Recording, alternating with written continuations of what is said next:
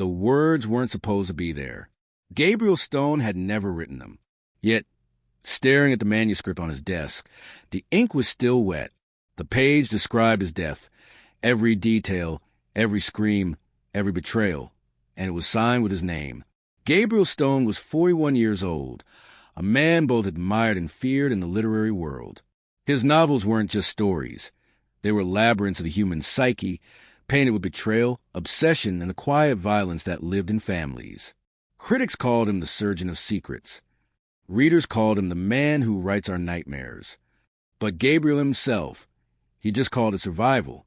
For years, he'd written to escape the ruins of his past. A childhood marked by cruelty, a marriage that collapsed under the weight of secrets, and a betrayal that left scars too deep for even time to heal. Now, living in a secluded Victorian house in Maine, he believed he was finally safe. Alone, yes, but safe. That illusion shattered the night he found the pages. He had left the study empty. He was certain of it. The fire had burned low on the hearth. The rain lashed against the tall windows, and the house had been silent except for the faint ticking of the grandfather clock. Yet Way returned from pouring himself a drink. The manuscript of his upcoming book had changed. The last chapter was not his. It described him, Gabriel Stone, sitting in that very room, the fire dying, the whiskey untouched, the door creaking open behind him. It described the intruder, faceless, silent, stepping into the light. And then it described Gabriel's murder in visceral, meticulous detail. The final line chilled him most. You can't rewrite what's already written. Gabriel tore the pages out, his hands trembling. He searched the house, every locked window, every dark corner. But he was alone.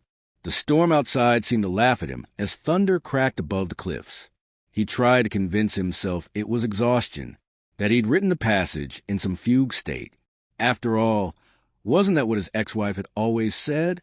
That he blurred the lines between fiction and reality too easily? But the handwriting hadn't been his. And the ink was still wet.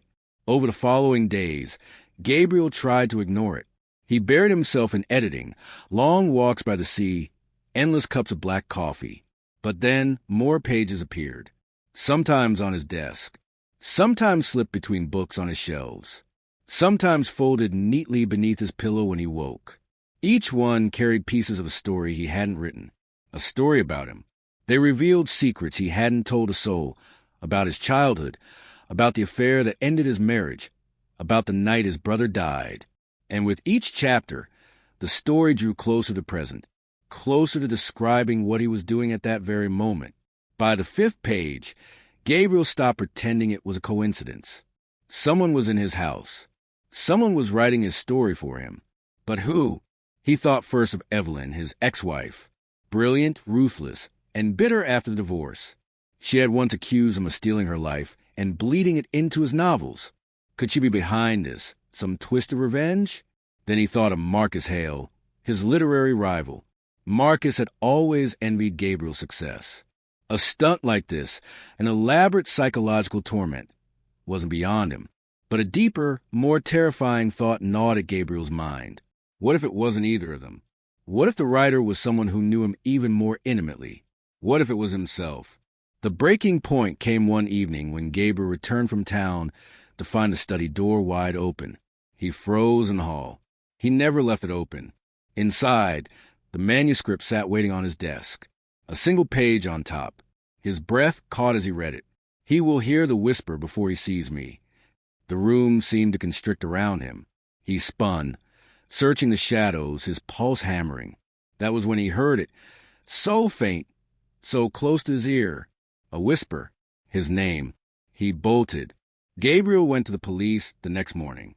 He showed them the pages, explained the intrusions, the whispers. The officer on duty, a weary man named Detective Calder, flipped through the papers with an unimpressed look. "There's no sign of forced entry, Mr. Stone," Calder said. "No prints but yours. And frankly, these read like something out of one of your books." Gabriel snapped. "Because they are. Someone's using my life, my words, to write my death." Calder sighed. "Maybe take a break from the writing, huh?" Dismissed. Just like always. That night, Gabriel didn't sleep. He sat in the study with a knife in hand, staring at the manuscript. Hours crawled by. The fire died to embers. And then, sometime after 3, he must have drifted off. When he woke, there was another page waiting for him. It described him, sleeping in the chair, the knife slipping from his hand, the shadow watching him from the corner, and beneath it, scrawled in jagged ink, "You saw me." Gabriel's world unraveled after that. Friends stopped answering his calls. His publisher threatened to pull his contract if he didn't deliver the book. Even Evelyn sent him a message that chilled him. "You always did say stories write themselves. Maybe this one's finally writing to you." The isolation grew unbearable. The pages kept appearing more vivid, more cruel. They no longer just described his present. They began dictating his choices.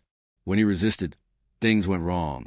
A car accident narrowly avoided, a phone call arriving exactly when the page said it would, an injury on the stairs he swore wasn't an accident. It was as if the story was tightening around him, leaving him no room to breathe.